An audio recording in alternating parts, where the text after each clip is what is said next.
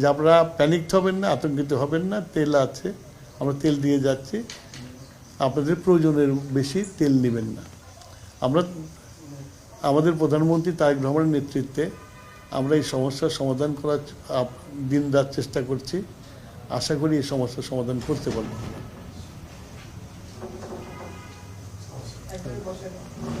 এই তোমরা ই করে নিও।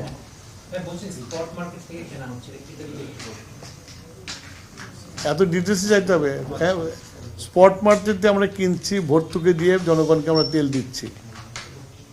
স্পট মার্কেট থেকে বেশি দামে আমরা তেল কিনছি, কিনে আমরা জনগণের স্বস্তির জন্য আমরা দাম না বাড়িয়ে আমরা তেল দিচ্ছি।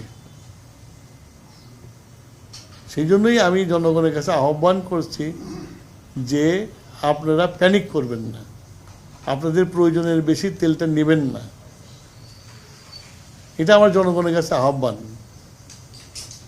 এবং জনগণ যদি কোঅপারেট না করে তাহলে সিস্টেম ঠিকমতো চলে না।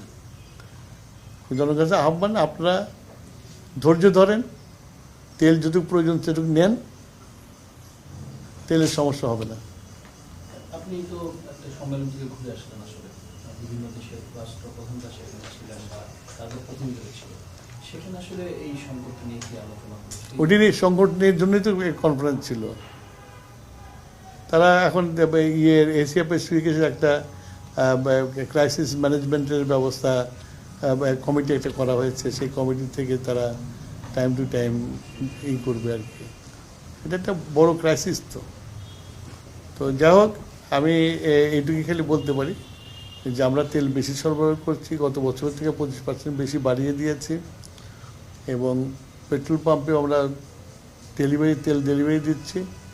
এখন জনগণের সহযোগিতা প্রয়োজন, যাদের যা প্রয়োজন তার চেয়ে বেশি তেল না নেওয়ার জন্য আমি সবাইকে অনুরোধ করব।